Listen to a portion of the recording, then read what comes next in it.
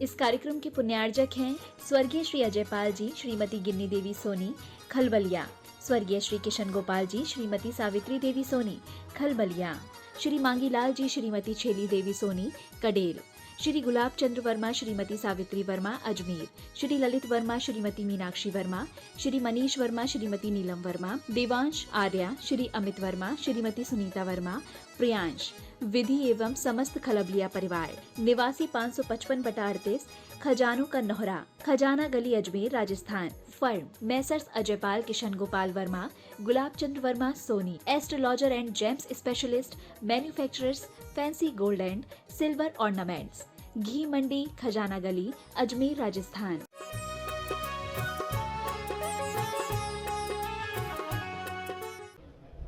जय श्री ओम नमः सिद्धेभ्यः। जय श्री ओम नमः सिद्धेभ्यः। सर्वमंगलमांगल्यं सर्वकल्याणकारकं प्रधानं सर्वधर्माणां जैनं जयतु शासनम्। जैनं जयतु शासनम्।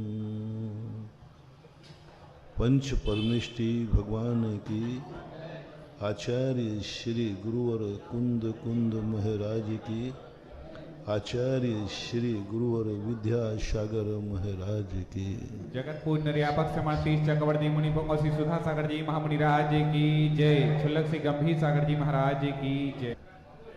जीवन की वह धारा जो कभी ऊपर की तरफ बढ़ती है तो कभी व्यक्ति नीचे की तरफ भी बह जाता है, और ऊपर की तरफ बहने के लिए भी कोई ना कोई निमित्त चाहिए, क्योंकि नैमित्तिक जो पाप होता है वह निमित्त से ही दूर होगा। जिसने स्वयं भी अपने परिणामों से पाप किया है, अपने परिणामों से कसाई की है, बिना निमित्त के जिसके आकुल व्याकुल परिणाम हुए हैं, हो रहे हैं, उनको किसी निमित्त की जरूरत नहीं। जैसे निगोदिया जीव, एक इंद्रिय जीव, ये किसी निमित्त से परिणाम नहीं बिगाड़ते हैं, ये स्वयं ही अपने आप में कलुषित होते हैं, स्वयं ही अपने आप में परिणाम बिगाड़ते रहते हैं, बिना उसके। कोई निमित्त नहीं है, कोई उनको दुख देने का भाव नहीं करता, लेकिन वे दुखी होते रहते हैं और उनका परिणाम निरंतर कलुषित बना रहता है। उनके कलुषित परिणाम कभी स्वतः सुधरने वाले नहीं हैं, कभी नहीं सुधरेंगे। वे तो जब उनके स्वतः ही उपादान दृष्टि कभी जाग जाए तो उनके परिणाम सुधर सकते, क्योंकि उपादान बिगड़ा है तो उपादान ही सुधरेगा। जिसने किया है वही सुधारेगा। लेकिन 2 इंद्रिय 3 इंद्रिय जीव भी, ये भी स्वयं दुखी होते रहते हैं। इनको कोई दुख देने का भाव करता नहीं है। इनके खुद के कर्म इनको दुखी करते रहते हैं। पशु भी बहुत आए तो अपने कर्मों से ज्यादा दुखी होते हैं। पशुओं को कोई दुख कम देता है। जो पालतू पशु हैं उनको कोई दुख देता है, लेकिन जो पालतू पशु नहीं हैं, पशु पक्षी हैं, चिड़ियाएं हैं, इनको कोई दुख नहीं देता। ये स्वयं अपने कर्मों से दुखी होते रहते हैं। ज़्यादातर पशु औदैक भाव में रहते हैं। पालतू पशुओं की संख्या कम है और जिनको लोगों को मारते हैं उनकी संख्या भी कम है। और मारते समय तो 1 घंटे आध घंटे का दुख होता है, लेकिन पशु जीवन भर दुखी रहता है स्वयं। इसलिए पशुओं के दुख दूर करने के लिए जैनाचार्यों ने कोई विशेष नैमित्तिक क्रियाएं नहीं बताई, कोई भी क्रिया नहीं बताई कि त्रियंच गति में, चाहे वो निगोदिया हो चाहे पशु हो, कोई भी चर्चा नहीं की कि ये पशु त्रियंच कीड़े मकोड़े अपना कल्याण करना चाहें तो यह कार्य करें। कोई उपदेश ही नहीं, क्योंकि वो उपदेश समझते ही नहीं है। कोई कारण नहीं है। और पशुओं के लिए, जिन अपन पशु कहते हैं, इनके लिए भी कोई विशेष आइटम नहीं दिए कि पशुओं को ये करना चाहिए जिससे पशुओं का कल्याण हो जाएगा। कभी कभी कुछ पशुओं को उपदेश समझ में आ जाता है, कुछ बहुत कम पशुओं को उपदेश समझ में आता है। और उपदेश वो समझते नहीं हैं, भाव भाषण करते हैं। इसलिए पशुओं के लिए ना तो कोई पूजा है, ना कोई पाठ है, ना कोई मंदिर है, ना भक्तांबर है, कुछ भी नहीं है पशुओं के लिए। बस इतना ही कहा है, कभी तुम्हें किसी पशु पर दया आ जाए तो उसको नमोकार मंत्र सुना देना, उसको सांत्वना दे देना। आ जाए समझ में तो ठीक, नहीं आ जाए तो कुछ भी नहीं कर सकते। पशुओं के लिए कोई विशेष व्यवस्था कुछ नहीं की गई। हाँ, इतना जरूर आया है, कभी कभी कोई पशु गुरु के दर्शन और भगवान के दर्शन करके अपना कल्याण कर लेते हैं। पशुओं में कल्याण के 2-3 कारण बताए। एक कारण बताया है कि जाति श्रवण, पूर्व भाव का कोई स्मरण हो जाए, धर्मोपदेश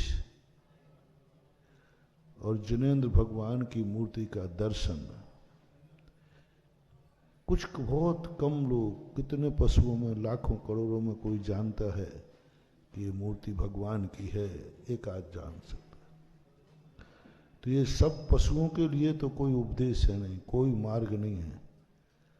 उनका उपादान ही उनका मुख्य होती है। पशुओं के कल्याण में उपादान की मुख्यता है। उनका उपादान जब जागे तब कल्याण है। निमित्त कुछ नहीं कर सकता उनको, क्योंकि पशु है। संसार में अनंत जीव हैं, इनको कोई कुछ नहीं कर सकता। इनकी होनहार, इनका उपादान, इनकी भवितव्यता कल्याण करा दे तो कर लेगा, नहीं तो कुछ भी नहीं है। सबने हाथ में, पशु है, वो कहते ना, भैंस के सामने बीन बजाने से कोई फायदा नहीं। मूर्ख को, पशु को, गंवार को उपदेश देके क्या करोगे? कुछ नहीं कहा, शास्त्रों में भी नहीं कहा कि तुम पशुओं को सबको इकट्ठे करो फिर उनको प्रवचन दो। उल्लेख नहीं है। कुचित कजादत किसी को दो। प्रवचन सभा पशुओं की नहीं हो सकती है। आज तक किसी भी मुनिराज की सभा या पंडितों की सभा में पशुओं की सभा नहीं लगी। किसी महाराज ने कहा हो कि ठीक है, टीकमगढ़ के सारे पशु बुलाओ, मैं आज प्रवचन पशुओं को दूंगा। अरे वे प्रवचन ही नहीं करने देंगे, हुड़दंग मचा देंगे। कोई कुचित का जाता व्यक्तिगत किसी पशु को उपदेश देने का उल्लेख मिलता है। जैसे पारसनाथ ने नाग नागिन को दिया, जीवनधर ने एक कुत्ते को, एक बैल को, आदि को नमोकार मन सुनाए, ऐसे कुछ उल्लेख मिलते हैं। महावीर के स्वामी के सिंह की पर्याय में 2 चारण रिद्धिधारी मुनिराज ने उपदेश दिया, जटायु पक्षी को रामचंद्र जी ने उपदेश दिया। तो ऐसे कुछ प्रकीर्णक मिलते हैं जिनको व्यक्तिगत, लेकिन उनको कोई व्यवस्था नहीं की गई। समोषण में जाके बैठ जाते हैं तो वो तो ठीक है, समोषण की सभा है। यानी जिनके लिए मात्र उपादान ही काम करे, उनकी योग्यता ही काम करे, उनकी कर्म की कृपा हो जाए तो पशु का कल्याण हो जाए। लेकिन मनुष्य यहाँ, और नारकियों की, और सुनो, नारकियों की कोई कल्याण की व्यवस्था नहीं है, कुछ नहीं। नारकी का तो स्वयं उपादान कभी कार्य हो जाए तो नारकियों को कोई प्रवचन नहीं देते। कुचित कदाचित कवि देव जाते हैं, व्यक्तिगत नारकी को प्रवचन उपदेश देते हैं। सब नारकियों को बैठाल करके उपदेश आज तक किसी ने दिया कि सब नारकी बैठ जाओ इकट्ठे, मैं आज तुम्हें प्रवचन दूंगा। व्यक्तिगत कोई देव का संबंध होता है पूर्व भाव का, तो वो उसी नारकी को जाके संबोधित करता है कि देख तूने ऐसे पाप किए सो आज नरकों में पड़ा है। जैसे जैन दर्शन के अनुसार विदेही का जीव रावण को संबोधन करने गया, वहां बहुत सारे नारकी थे, उनको नहीं, पर्टिकुलर उसी को संबोधन करते हैं, उनकी सभा लगती ही नहीं। भोगभूमिया जीवों के भी कोई उपदेश देने वाला नहीं, व्यक्तिगत है। देवों की भी कभी सभा नहीं लगती, कोई सभा देवों को भी कोई उपदेश नहीं देता। या तो वे स्वयं अपने उपादान से स्वयं चर्चा करें। आज तक किसी मुनिराज ने देवों को उपदेश नहीं दिया कि सब देव आ जाओ मैं प्रवचन दूंगा। शवोषण की व्यवस्था अलग है, कुछ नहीं। मात्र एक स्थान है कर्म भूमि। कर्म भूमि के मनुष्य, वो भी 2.5 दीप, मनुष्यों के लिए इतने निमित्त मिलाए, इतने निमित्त, सारे निमित्त इन्हीं के लिए। तीर्थंकर जन्म लेते हैं नारकियों के लिए नहीं, पशुओं के लिए नहीं, देवों के लिए नहीं। उनका मुख्य उद्देश्य होता है 2.5 दीप में रहने वाले कर्म भूमि मनुष्यों का कल्याण। योग निमित्त बनाया। क्यों तीर्थंकर जन्मते हैं? देखो, कर्म भूमि का सबसे बड़ा पुण्य का उदय, कर्म भूमि का सबसे बड़े भाग्य का उदय, सबसे बड़े भाग्य का उदय कि तीर्थंकर तक तुम्हारे कल्याण करने के लिए अपनी पूरी ताकत लगा देते हैं। हम अनाथ नहीं हैं, कर्म भूमि वाले सनाथ हैं। जिसकी चिंता तीर्थंकर करते हो, जिनकी प्रकृति ने कहा हो कि हे तीर्थंकर, कर्म भूमिया जीवों को तुम संबोधन करो, उनको उपदेश दो, उनके बीच में जन्म लो। ये महान आत्माएं हैं, पुण्यात्मा हैं। सातिशय पुण्य भोग भूमिया जीवों का नहीं होता।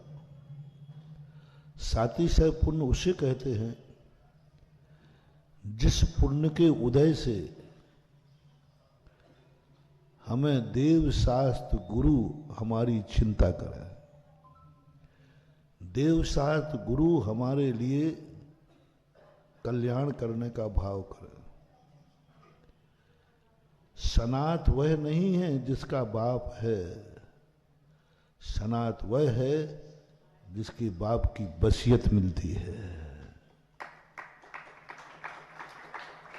जन्म देने से तुम सनाथ नहीं हो। पिता ने जन्म दिया तुम कहो, वो तो सबका होता है। पशुओं का भी जन्म होता है, उसका भी तो कोई ना कोई माँ बाप होते हैं। पिता से जन्म लेने पर तुम मानव नहीं हो, पुण्यात्मा नहीं हो, पुण्यात्मा नहीं हो। क्योंकि जन्म तो सभी लेते हैं, पापियों के यहां भी जन्म होते हैं, व्यभिचारी लोग भी जन्म दे देते हैं, बलात्कारियों के भी जन्म हो जाते हैं, काममा में बेहोशी में भी बच्चों के जन्म हो जाते हैं। ये कोई बड़ी बात नहीं है। सबसे बड़ी बात है, क्या तुम्हारे गार्जियन ने तुम्हारे लिए कुछ किया है?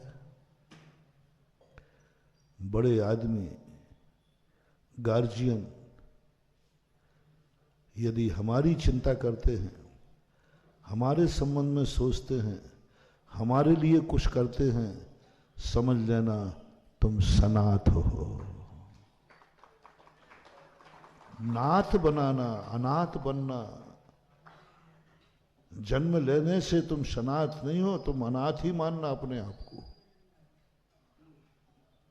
सनाथ वो है जिसके जन्म के पहले ही व्यक्ति को सोचता है।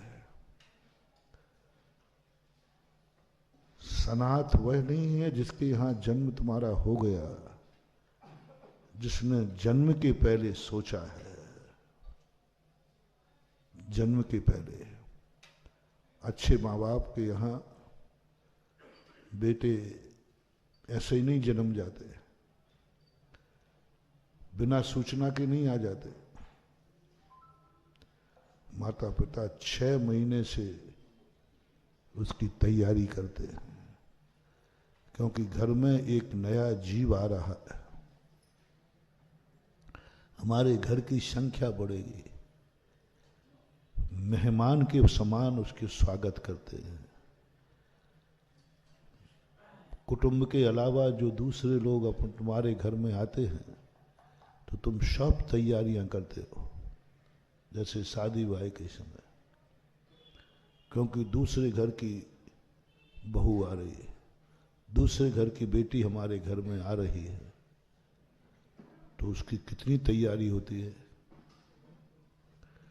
कितने दिन पहले चिंता करते हो, शादी के बाद नहीं, शादी के पहले कितनी चिंता, कितने विकल्प, कितना सोच, भाव करते हो कि देखो मेरे बेटे की शादी है, बहुत अच्छी बहू आना चाहिए, मेरा रिश्तेदार अच्छा होना चाहिए, संस्कारवान होना चाहिए। देखने जाते हो, परखते हो, सोचते हो, कुंडली मिलान करते हो, शुभ मुहूर्त देखते हो। ये सब एक मेहमान, एक सदस्य आना है घर में, एक सदस्य आना है घर में, उसके संबंध में पूरा घर कितना सोचता है, मुझे कम मालूम है, आप लोगों को ज्यादा मालूम। कितनी चिंता। कई लोग तो एक ही माला फेरते हैं, हे भगवान मेरा कुल बहुत अच्छा है, कहीं ऐसी कोई नारी ना आ जाए जो कुल को ही, हमारा घर स्वर्ग है, कहीं ऐसा ना हो जाए कि घर को नरक बना दे। ये सब चिंताएं हैं कि नहीं? कई लोग तो अब माताएं अपने बेटे से कहती, बहुत चाहता है बेटा माँ को, तो माँ तुम चिंता मत करो, मैं हूं। बोले बेटा चिंता कैसे नहीं करूं, अभी तू है, शादी के बाद मेरा बना रहे तब सोचूंगी कि तू मेरा है। शादी के पहले तो सभी लोग माँ को माँ के ही होते हैं, माँ के संबंध में सोचते हैं, माँ के आंख के आंसू पसंद नहीं करते। पर शादी के बाद बेटा वही बना रहे हैं, कठिन है ना, बहुत कठिन है, बहुत कठिन है। जिंदगी का सबसे बड़ा मोड़ है माँ बाप की जिंदगी में, कि जो बेटा आज है, जिसे गोदी में खिलाया है, 25 साल का प्रेम है हमारा, ये प्रेम टूट सकता है, ये प्रेम की उपेक्षा हो सकती है। हम बेटे के होने और नहीं होने का कोई अर्थ नहीं निकलेगा, खतरनाक मोड़ है। एक बार एक बच्चे का, कल किया था ना लव मैरिज की बात, उसने ऐसे ऐसे शादी की करने का मन बनाया जिसके कारण से गुरु छूटेंगे, मंदिर छूटेगा और माता पिता अपना मस्तक ऊंचा नहीं उठा पाएंगे। मेरे सामने वो केस आया, मैंने कहा भाई क्या बात? बोले महाराज जी अब आप नहीं समझते हो, प्रेम अंधा होता है।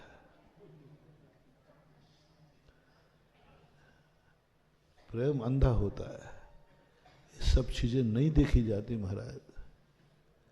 हाँ, मैंने कहा कि मैंने कहा ये सब देखी जाती है, ये सब पशुओं के नहीं देखी जाती है, ये सब मनुष्यों के तो देखी जाती है। धर्म अंधा नहीं है, प्रेम तो अंधा होना ही नहीं चाहिए। दुश्मनी अंधी हो जाए तो चलेगा, दुश्मनी अंधी हो जाए तो बिना कारण के दुश्मनी साध ली, कोई सोचा नहीं समझा नहीं कि मैं इससे दुश्मनी करूंगा तो इसका हास्य क्या होगा। आया यूं गाली दे दी, देखा ही नहीं कि कितना बड़ा आदमी बाद में ठोक पीट कर देगा, हो जाता क्या। तुम्हें जब गुस्सा आता है ना, तुम ये नहीं सोचते हो कि इसका हास्य क्या होगा, इसका हास्य क्या होगा। क्रोध में आकर के झगड़ा कर लेते हो, क्रोध में आकर के कई बार टीवी उठा करके फेंक देते हो, ये नहीं पूछा कि अभी 2 दिन पहले ही तो नया लाया था। क्रोध अंधा होता है, मैं मानता हूं क्रोध बहुत अंधा होता है, बहुत अंधा होता है। क्रोध जब आता है तो तुमको स्पष्ट कह देते महाराज मैं कुछ नहीं सोचता, मुझे कुछ नहीं दिखता, मुझे मैं तो बिल्कुल अंधा हो जाता हूं। चलो मैं तुम्हारे लिए कोई बात नहीं, कोई बात नहीं। महाराज जी मैंने ऐसा पाप कर दिया, क्या करूं, मुझे गुस्सा आ गया था तो मैंने पापा को गाली दे दी। महाराज मैं क्या करूं, मुझे गुस्सा आ गया, मैंने पत्नी को हाथ उठा दिया। गुस्से में उठाया ना? हाँ महाराज गुस्से में उठाया, बाद में पश्चाताप है। चलो मैं तुम्हारे लिए कहता हूं कि क्रोध में कभी तुम अंधे हो जाओ तो मैं तुम्हारी जमानत करा दूंगा, क्योंकि तुमने ये अपराध किसमें किया? आ गया गुस्सा, आ गया, आपे से बाहर हो गए। लेकिन मैंने उस बेटे से कहा बेटा क्रोध अंधा हो सकता है, प्रेम अंधा नहीं होता।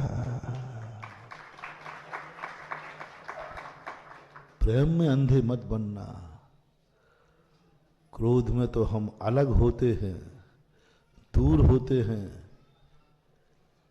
क्रोध में तो हम द्वेष करते हैं, तुम्हें मुझसे मतलब नहीं है, मुझे तुमसे मतलब नहीं है, यही करोगे ना करोगे। हम तुम्हें फूटी आंख से नहीं देखना चाहते, आज से तुम्हारा हमारा कोई संबंध नहीं है, दो अलग ही तो हुए ना। लेकिन प्रेम में तो अंधे मत हो जाना, प्रेम में तो जुड़ते हो, मिलते हो। प्रेम का अंधापन जिंदगी बर्बाद कर देगा, क्रोध का अंधापन नहीं। क्रोध में तो हम द्वेष करके दूर हो जाएंगे, लेकिन प्रेम में अंधे हो गए तो बर्बाद हो जाओगे। चाहे वो प्रेम किसी से हो, भगवान से भी हो। जैन दर्शन कहता है भगवान से भी प्रेम अंधे बन के मत करना। विश्व के अंदर दुनिया में एक दर्शन है जो कहता है भगवान से प्रेम कर, अंधे बन के मत करना, देखना पहले कि ये भगवान है कि नहीं, मेरे भगवान बनने लायक है कि नहीं। दुनिया में किसी भी दर्शन में भगवान का कोई परिभाषा नहीं दी, भगवान का कोई आचार संहिता नहीं है, भगवान का आचरण कैसा होना चाहिए मैंने कहीं नहीं देखा। सब जगह यही देखते भगवान का क्या आचरण, वो तो जो भी करेगा सब करे, समर्थ को नहीं दोष गुसाएं। भगवान समर्थमान है, शक्तिमान है। मालिक का मालिक कौन? मालिक का भगवान को तो जो करना है सब करेगा, क्योंकि वो भगवान है। उसको कोई गाइड नहीं करता, कोई उपदेश नहीं देता, कोई उस पर उंगली नहीं उठा सकता, क्योंकि वो भगवान है। भगवान क्या करना है इसकी कोई आचार संहिता किसी भी आगम में कहीं भी, दुनिया के दर्शनों को हमने सब में पढ़ा, भगवान की आचार संहिता नहीं पढ़ी मैंने। कोई आचार से जो चाहे वो करे, जैसा चाहे वैसा करे, कुछ नहीं, कोई नहीं। नोट लगा दिया, भगवान की कोई आचार संहिता नहीं होती, क्योंकि वो भगवान है। वो तो जो करेगा कर सकता है। जैसे राजा महाराजा होते ना, अब उनको कौन टोके, राजा महाराज जैसा हो जाए वैसा ठीक है। विश्व का पहला दर्शन जैन दर्शन है, जिन्होंने सबसे पहले पूज्यवर समंतभद्र महाराज ने रत्न करंड श्रावकाचार में सबसे पहले भगवान की आचार संहिता बनाई। गजब, क्या औकात तो देखो, जैन दर्शन की औकात तो देखो। जिसकी पूजा कर रहा है उसके पहले पूजा करने वाले पूज्य की कहता है, क्या तुम ऐसे हो? जैन दर्शन अंधा नमस्तु नहीं कराता, अंधी पूजा नहीं कराता। पहले बताओ भगवान क्या आप ऐसे हो? क्या औकात तो देखो ना, क्या औकात। सामान्य भक्त है, संसारी प्राणी हो, भगवान से कहता भगवान आचार संहिता के अनुसार आप हैं, आपकी क्या ये आचार संहिता है? रत्नकर्ण श्रावकाचार में श्रावकाचार लिख रहे हैं, मैं श्रावकों का आचार बताऊंगा। श्रावकों का आचार तो बाद में बताया, पहले भगवान का आचार देखो कैसा होना चाहिए। प्रारंभ में ही उन्होंने भगवान का आचार लिख दिया, शर्त लगा दी, ऐसे तुम हो तो मेरे भगवान बन सकते हो, मैं जैनी हूं, अंधा नहीं हो सकता। गुरु कुदेव कुशास्त्र की चर्चा मां जैन दर्शन में, ऐसे हो। मैं पूजा करने आया हूं, मैं अर्घ्य लेके आया हूं, मैं चरणों की धूल बन के आया हूं, लेकिन जिसके चरण मेरे सिर पर हों वो ऐसा वैसा नहीं होना चाहिए।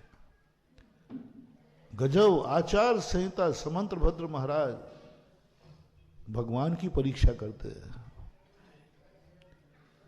दुनिया में देखा कि गुरु और भगवान भक्त की परीक्षा करते हैं, और जैन दर्शन कहता भगवान पहले आपकी परीक्षा करूंगा, आप मेरे भगवान बनने लायक हैं कि नहीं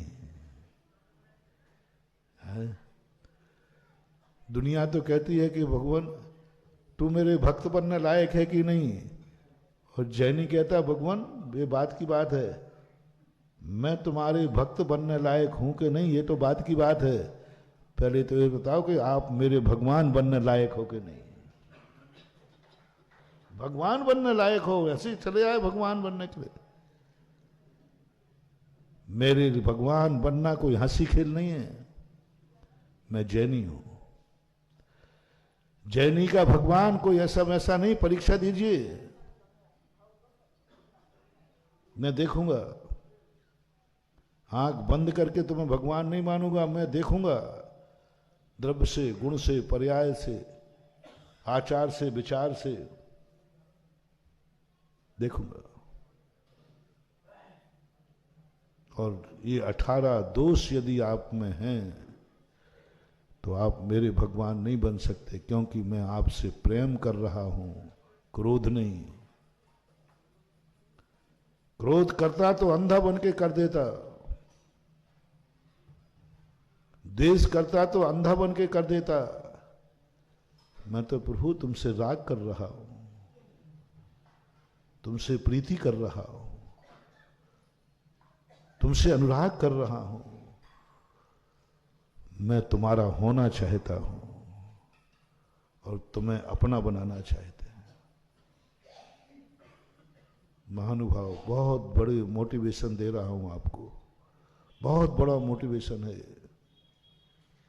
राग कभी अंधे बन के मत करना, क्योंकि राग में दो आत्माएं एक होती हैं, दो मिलती बिछुड़ती नहीं है, दो मिलती हैं, और मिलन जिंदगी का निर्णायक होता है।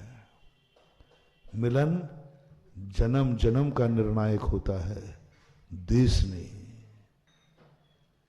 देश नहीं, देश ज्यादा नहीं चलता, हो गया, खत्म हो गया, अलग हो गया। निर्णय कर लिया कि ये मेरा नहीं और मैं इसका नहीं, बस खत्म हो गया। न्यारो पूत पड़ोसी दाखल, निहारो पूत, बेटा भी निहारा हो जाए तो पड़ोसी में गिनती आती है, उसकी पानड़ी अलग हो जाती है, उसका निमंत्रण कार्ड अलग आता है, अलग हो गया ना। कोई ज्यादा खतरा नहीं है। लेकिन जब किसी से प्रेम करो, महानुभाव, बहुत छिद जाओ। मैं इसलिए तुम्हें उदाहरण इतनी बड़ी शक्ति का दे रहा हूं। भगवान से प्रेम तो अंधे बन के कर लो ना, वो तो भगवान है, क्या बिगड़ेगा? अंधे बन के कर लिया, मूर्खता में कर लिया तो क्या बिगड़ने वाला है? नमोस्तु तो करना है, पूजा ही तो करना है, द्रव्य तो चढ़ाना, और करना क्या है? नहीं, जैन दर्शन कहता है प्रभु आपसे द्वेष करता, आपसे घृणा करता तो कोई बड़ी बात नहीं थी, 2 मिनट में कर देता, 2 मिनट में कर लाता। लेकिन मैं तो आपसे भगवान राग कर रहा हूं। जिंदगी का सवाल है, मैं आपका हो रहा हूं और आप मेरे हो रहे हैं, और दोनों मिलकर जिंदगी चलेगी। पहले तो कुंडली मिलाऊंगा, भगवान से कुंडली मिलाओ। क्या तुम ऐसे हो? भगवान कह सकते तेरी ये औकात कहां से आई? तू कौन पूछने वाला होता है कि मैं कैसा हूं, मैं क्या करता हूं, मैं क्या सोचता हूं? तू कौन पूछने वाला होता है? मुश्किल है। जो जो शास्त्रों में लिखा है वो सब कितना लोग तुम उतार पाते हो? मुझे भी शामिल कर लेना। कितना उतार पाते अपन? मुनि महाराज को कहा है ध्यान में बैठो, मन वचन का गुप्ती करो। कितना कर पाता हूं? शास्त्रों में जो श्रावक की चर्या लिखी, आप कितना कर पाते हैं? कुछ नहीं कर पाते। मन है करने का, लेकिन कर नहीं पाते। तुम लोग कहते महाराज जी हम चाहते ही नहीं कि मेरा मन, पता नहीं है मन को क्या हो जाता है। सुबह उठ करके तुम चाहते हो कि मैं आज गुस्सा करूंगा? बोलो, नहीं चाहते। और शाम को क्या हो जाता है? शाम तक किसी ना किसी से झगड़ा, क्रोध आ ही जाता है, आएगा। एक बार मैंने भगवान से कहा, भगवान मैं पंचम काल का हूं, जो आपने बताया उतना तो मैं नहीं कर पाता हूं, लेकिन मैं कम नहीं हूं। आप हीरा हैं तो मैंने आपको पहचान लिया, तो मैं जौहरी हूं।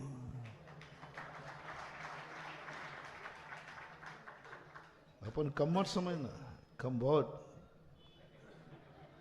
अपन पहले ही अभी जब से टीकमगढ़ आए हैं तब अपन सत्य से भगवान से बहुत ऊपर उठ रहे हैं। जहां भगवान नहीं पहुंच पाता वहां भक्त पहुंच जाता है। जो भगवान नहीं कर सकते वो भक्त कर लेता है। अभी शुरू से अपने यही प्रवचन चल रहे, भक्त सत्य से ऊपर होता है। भगवान सत स्वरूपी हैं और भक्त चित चमत्कारी है। भगवान में चमत्कार नहीं है, भक्ति में चमत्कार है। तो बोलो ये कम है क्या? भगवान आप हीरा थे, हैं और रहेंगे, लेकिन मैंने इस पंचम काल में, अंधेरी रात में, अज्ञानता में, कोई यहां निमित्त ज्ञानी नहीं, कोई केवल ज्ञानी नहीं, ऐसे पंचम काल में भी मैंने आपको पहचान लिया कि यही सच्चा देव है। ये कम है क्या? ये कम है क्या? अंधा व्यक्ति, सब तरफ से हम कमजोर हैं। पढ़ना लिखना भी हमें आता नहीं, पढ़ लिख लें तो उसका अर्थ समझ में आता नहीं। कोई बताने वाले कोई महान केवल ज्ञानी सर्वज्ञ है नहीं। इसके बावजूद भी भगवान मैंने आपको पहचान लिया कि मेरा देवता यही है जो 18 दोषों से रहित है। जौहरी किसे बोलते हैं? हीरा का नाम जौहरी है क्या? जो हीरा को पहचानता है वो जौहरी है। और हीरा की कीमत किससे होती है? वो हीरा है इसलिए कि उसकी कीमत जौहरी बताता है। कहीं छोटे मुंह बड़ी बात तो नहीं हो जाएगी? हो जाए तो हो जाए, क्या बात हो गई? हीरा तो पड़ा था पत्थरों में। हीरा तो संसार में हमेशा से था, है और रहेगा। उसकी कोई कीमत नहीं कर रहा था, लेकिन जैसे जौहरी ने उठाया और कहा ये इतने पहलू वाला हीरा है, बोलियां बढ़ती गई, बोलियां बढ़ती गई। बोले एक और नया पहलू आया, बोले 1 लाख बढ़ा दो। बोले एक और पहलू आया। अब जौहरी बोलता जा रहा है और कीमत बढ़ती जा रही। तो हीरा की कीमत किसने बढ़वाई? भगवान आप हीरा है, पक्का है।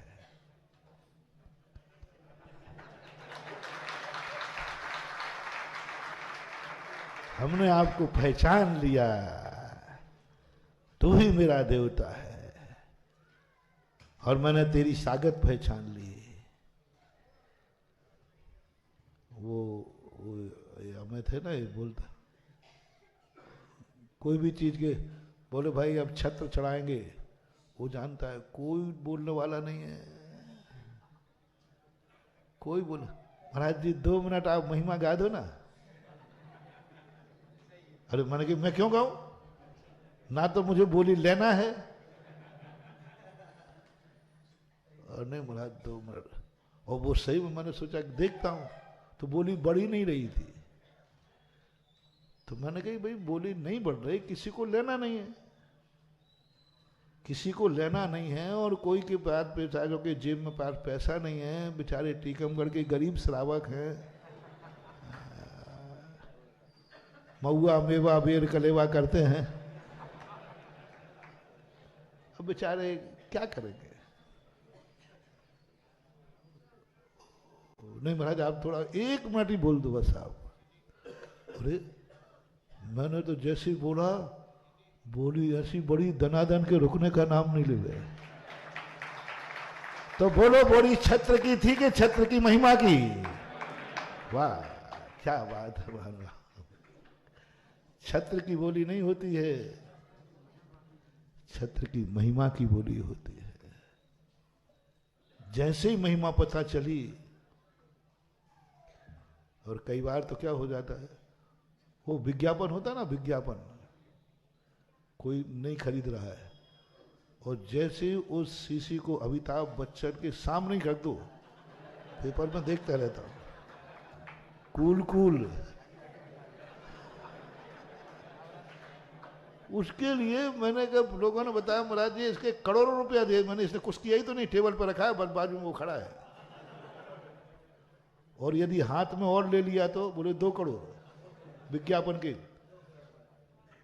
बस इतना लिया और तेल की सारी शीशियां खत्म। मैंने कि तेल बिक रहा है कि अमिताभ बच्चन बिक रहा है? नहीं, लोगों को विश्वास है कि ये हीरो यदि ये तेल पसंद कर रहा है, इसका अर्थ है कि इसमें कोई करोड़ों करोड़ रुपया विज्ञापन पे जाते हैं। और विज्ञापन बनने के बाद बाजार में उसका मूल्य बढ़ भी जाता है। ऐसे ही नहीं कंपनी वाले के फोकट में विज्ञापन के पैसे देते हैं। विज्ञापन में जितना देते उससे कई गुना हो जाता है। यही यहां है महानुभाव। वस्तु की कीमत नहीं है, भगवान की कीमत नहीं है, नमोकार मंत्र की कीमत नहीं है, महिमा की कीमत है। महिमा की कीमत है भगवान कैसा है और थोड़ा विज्ञापन। मैंने एक बार सुनाया था ना, यहां भी विज्ञापन चलता है। एक बार एक रामटेक की कहां शांति धारा की बोली नहीं बढ़ रही थी, तो पीछे से बोले महाराज जी बोली बढ़ी नहीं रही, तो आप कुछ बोलो ना। मैंने कहा नहीं, मैं नहीं बोलूंगा आचार्य के सामने। तो महाराज जी बोली नहीं बढ़ रही है। मैंने कि बढ़ जाएगी। सो मैं गुरुदेव के पास गया, मैंने कहा आचार्य शांति धारा आप पढ़ दो ना। आज मैं नहीं पढ़ता। मैंने कहा महाराज जी पढ़ दो। हम इसलिए पढ़ना कि आप पढ़ दोगे तो हमें पता चल जाएगा कि इसमें गलती कहाँ है, सही कहाँ है। आचार्य ने स्वीकार कर लिया। मुश्किल से 30-40 हजार की बोली रुकी थी, और बस जैसे ही किताब आचार्य सिंह ने ली और ने बोला आज की शांति धारा आचार्य सिंह करेंगे, सीधी 10 लाख पर बोली पहुंच गई।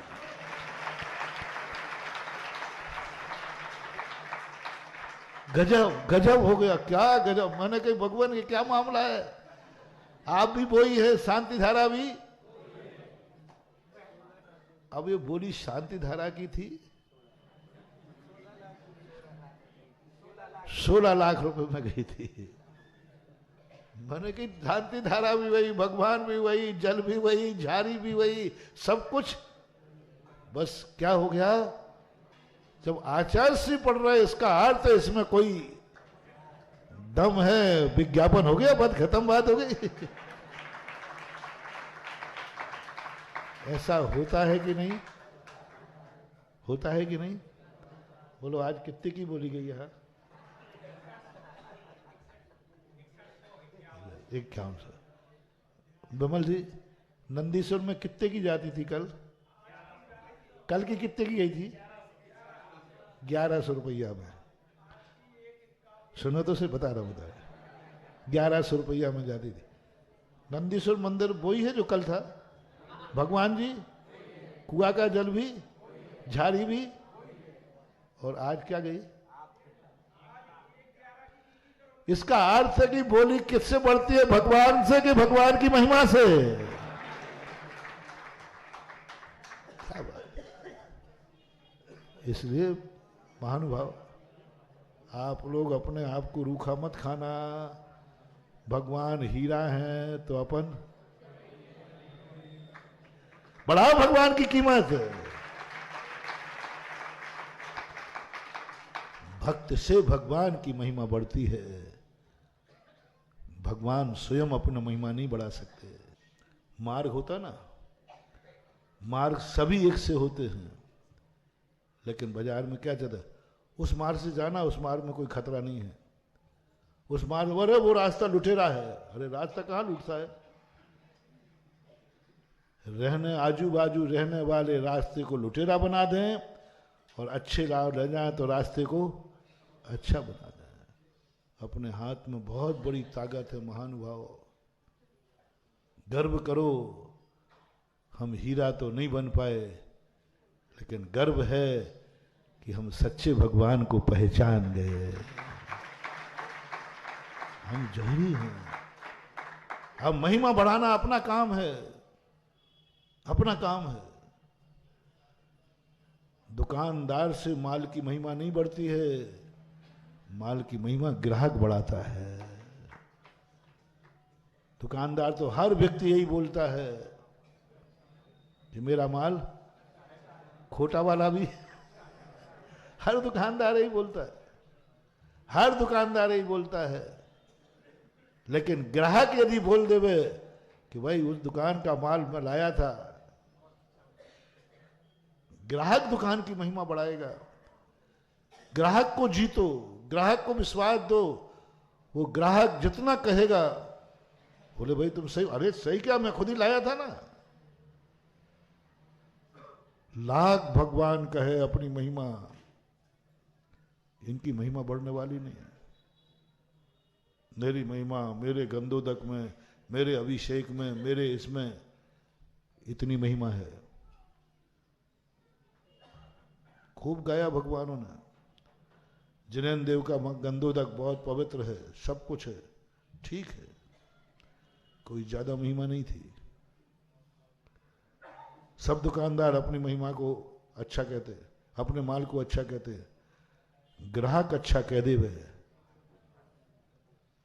तो बात, दुकानदार की रेपुटेशन ग्राहक से बनती है, डॉक्टर की रेपुटेशन मरीज से बनती है। डॉक्टर तो सभी कहते हैं हमें डॉक्टर पीएमटी। रुको भाई, एक आध मरीज से पूछ लूं कि आज तक इस टेबल पर गया है, लौट के भी आया है कि नहीं। और एक मरीज कहते साहब, दो चार मरीज कहते साहब बचना मुश्किल था, मरना मेरा निश्चित था। लेकिन इन डॉक्टर पास गए, उन्होंने एक गोली एक इंजेक्शन दिया और बस मैं तो जिंदा हो गया।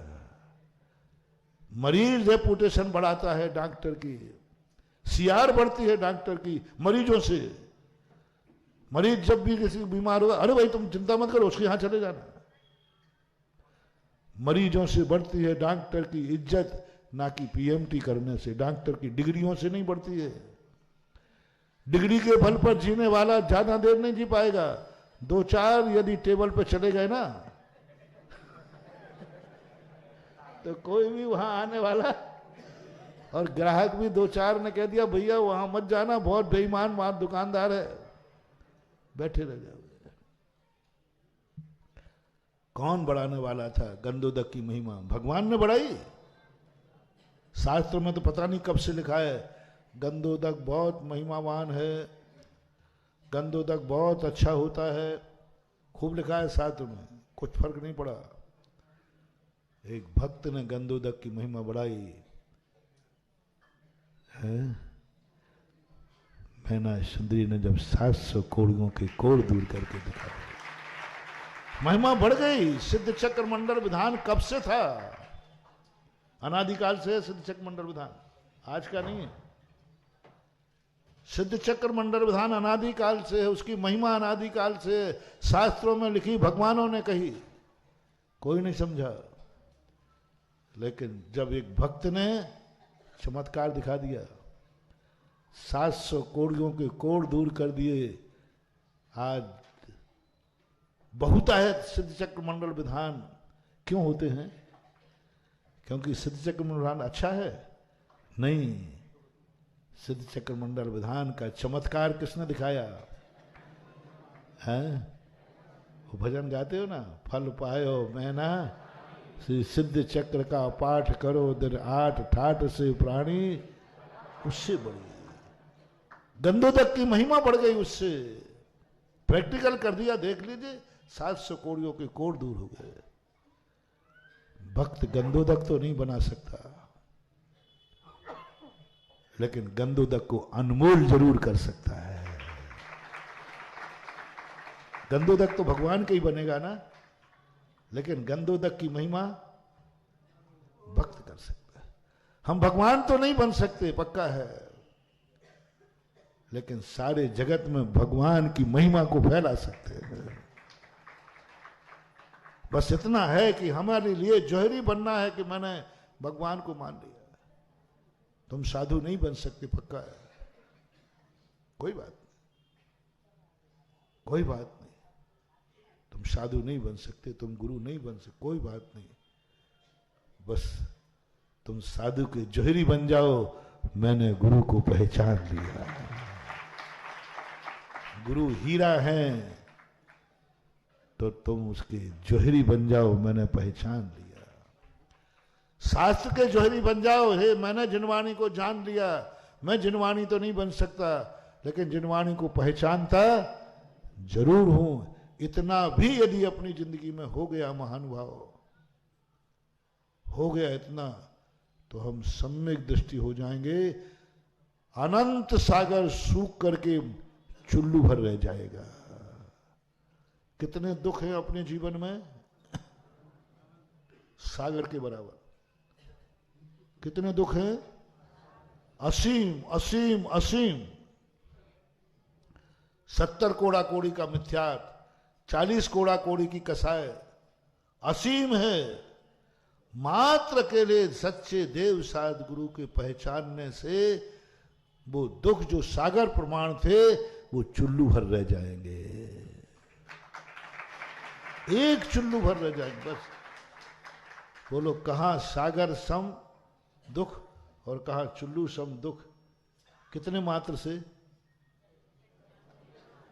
तुमने कुछ नहीं किया, एक खोट भी नहीं निकाली तुमने बेटा, कुछ भी नहीं किया। मात्र इतना किया, मेरा सच्चा देव, मेरा 18 200 से रहे देव, 28 गुण से सहित मेरा गुरु, अहिंसा का उपदेश देने वाला मेरी जिनवाणी, यही सत्य है, थी, है और रहेगी। बस इतनी से अंदर से प्रीति जागी, इतनी से अंदर से श्रद्धा जागी। कुछ नहीं किया, उतने मात्र से संसार सूख करके चुल्लू भर रह जाता था। 70 कोड़ा कोड़ी प्रमाण मिथ्यात्व टूट करके अंतः कोड़ा कोड़ी रह जाता है। 70 कोड़ा कोड़ी का मिथ्यात्व, 30 कोड़ा कोड़ी तक दुख देने वाली असाता अंतः कोड़ा कोड़ी रह जाती है। कितनी कितनी सजा माफ हो गई एकमात्र करने से, एकमात्र अकेला भगवान को पहचानने से। इसलिए आप लोगों को प्रसंग दूसरा था, लेकिन प्रसंग आ गया कि राग अंधे बन के, यही था ना अपना, प्रेम अंधे बन के नहीं करना। उस लड़के ने मेरे से क्या कहा था, महाराज जी आप समझो बात को। मैंने कहा भाई देख, न तेरी ये जाति की है, न तेरी पाती की है, न कुल की मर्यादा है, सब की तेरे माँ बाप के भगवान छूट जाएंगे, सब छूट जाएंगे, सब हो जाएगा। तो उसने मुझे क्या जवाब दिया, महाराज आप नहीं जानते हैं प्रेम अंधा होता है।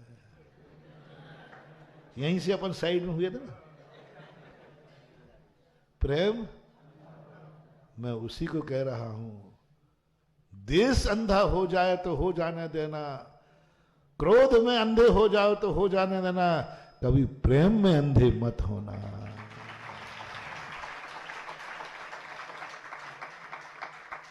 बहुत बड़ी बात है समझने की। और वो छोकरा क्या कह रहा है, महाराज जी आप समझो, हम प्रेम अंधा होता है, ये सब नहीं देखता क्या जाति है, क्या कुल है, क्या है क्या नहीं, सब नहीं देखता महाराज जी, सब कुछ देखे ही नहीं जाता। वो मुझे बुद्धू बना रहा है। वो कहता महाराज जी प्रेम में ये सब नहीं देखा जाता। जब प्रेमी होते हैं, रागी होते हैं, सब नहीं देखते हैं, प्रेम अंधा होता है। यही दुनिया में खबर है ना, यही ढिंडोरा है ना, प्रेम अंधा होता है, यही गलत है। और आज तुम्हें 1 घंटे के पीरियड में बता दिया, प्रेम कभी अंधा होता ही नहीं, और अंधा है तो वो प्रेम है ही नहीं, चाहे वो भगवान का प्रेम भी क्यों ना हो। जब भगवान का प्रेम अंधा है, नहीं है, भगवान से प्रेम करने में इतनी सावधानी, तो ये छोरा छोरियों, हे ग्रस्त लोगों, तुम लोग एक दूसरे से प्रेम करते समय कितनी सावधानी। जबकि जमा लो, भगवान भीतरागी है, निर्दोष है, जब उससे संबंध जोड़ते समय समंतभद्र महाराज ने इतनी सावधानी की बात कही, तो तुम तो संसारी व्यक्ति से संबंध जोड़ रहे हो, तुम्हें कितना सावधान होना चाहिए, कितनी खुली आंख होना चाहिए। ये तुम्हारी मिथ्या धारणा है, डूबोगे, मरोगे। जब जैन दर्शन भगवान से भी अंधा प्रेम नहीं करने दे रहा है, तो दुनिया से प्रेम तो अंधे होके करना ही नहीं चाहिए। भगवान से, गुरु से, जो गुरु कैसा भी होगा,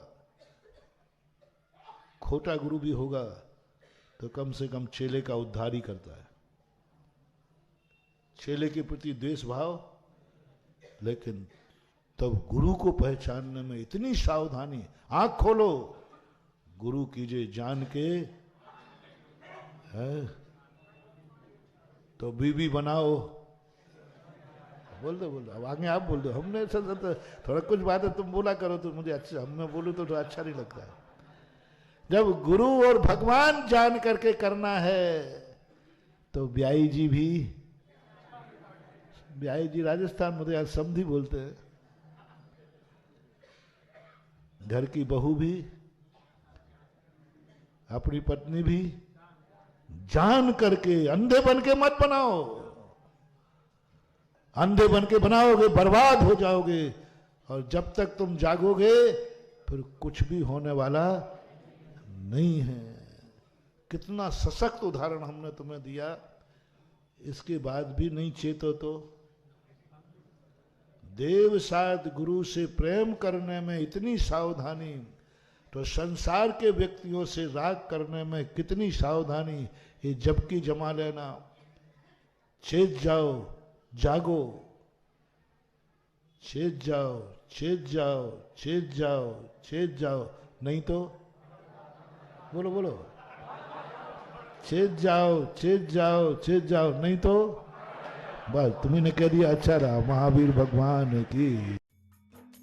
इस कार्यक्रम के पुण्यार्जक थे स्वर्गीय श्री अजयपाल जी, श्रीमती गिन्नी देवी सोनी, खलबलिया।